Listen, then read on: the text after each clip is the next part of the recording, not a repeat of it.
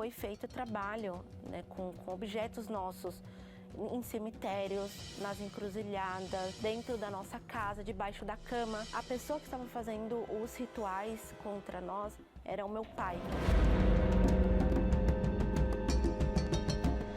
Meu nome é Larissa Ribeiro e eu fui vítima de ritual.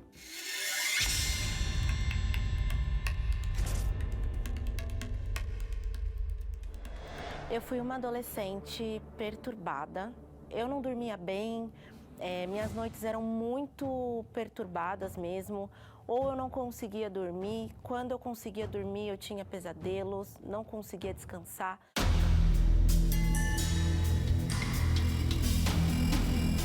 Eu tinha muitas dores de cabeça constantes, que ninguém descobria, né, o que era, assim, não tinha um motivo. Eu era uma pessoa muito impulsiva, muito nervosa, histérica. Eu era histérica, então tudo eu queria gritar, atacar coisa. Não tinha, assim, conversa, sabe? Eu queria arrumar confusão, parecia que aquilo me aliviava um pouco, aquilo que eu estava sentindo, que na verdade era dentro de mim. Então, além de toda essa situação que eu vivia comigo mesma, esse inferno que eu tinha dentro de mim, a gente descobriu que o meu pai traiu a minha mãe, traía, aliás, a minha mãe, por muitos anos.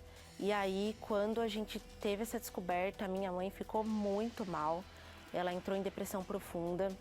Ficou internada em hospital psiquiátrico 2 vezes, ela chegou a ficar na cama mesmo, perdeu a fala por conta daquela situação. Meu pai foi embora de casa e, enfim, foi morar com a que era a atual amante dele na época, e ficamos eu, minha mãe e minha irmã em casa, sozinhas. A minha mãe ainda estava doente e eu lembro que eu fiquei muito desolada, não sabia o que fazer. Eu era uma jovem de 18 anos na época.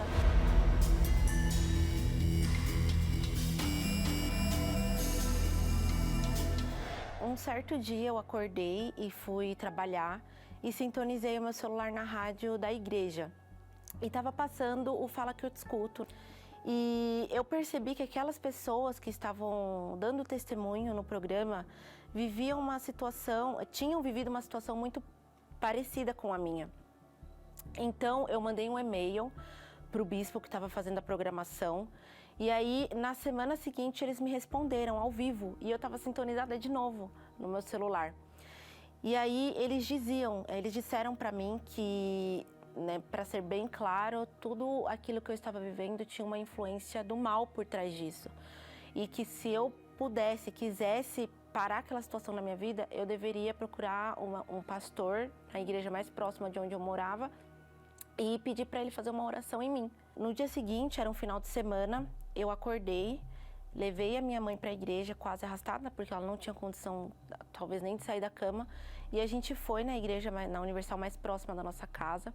Quando eu cheguei lá, a reunião já estava acabando, eu nem sabia os horários que funcionavam as reuniões na época, e aí o pastor me viu chorando no canto e me chamou para conversar. E aí ele perguntou por que eu estava chorando, por que eu estava triste, cabisbaixa. Então eu contei a situação, que eu não estava feliz, que eu estava me sentindo muito pesada, muito carregada, que eu tinha muita aflição dentro de mim, e juntando tudo aquilo, a situação que eu tinha passado na minha família. Então ele me ouviu e perguntou se podia fazer uma oração em mim, e eu aceitei. Então, quando ele colocou a mão na minha cabeça, foi imediato. Na hora, manifestou uma entidade, e aí ele começou a entrevistar a entidade. Eu já não lembro mais de nada.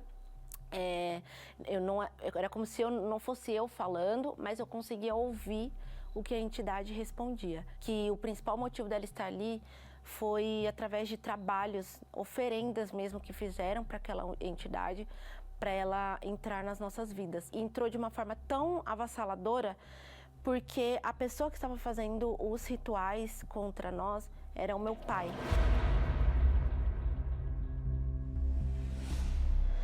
Então eles tinham acesso fácil a peças de roupas nossas, fotos, tinham acesso à nossa casa.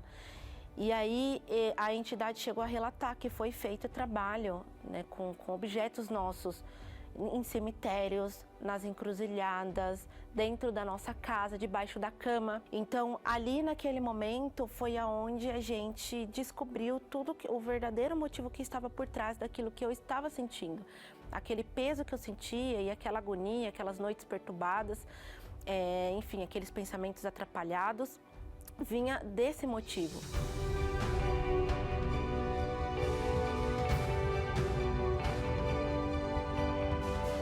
Eu me lembro que saiu aquele peso de cima de mim. Eu nunca, assim, não me lembrava de ter sentido um alívio tão grande na minha vida como naquele dia. E naquela mesma noite eu dormi.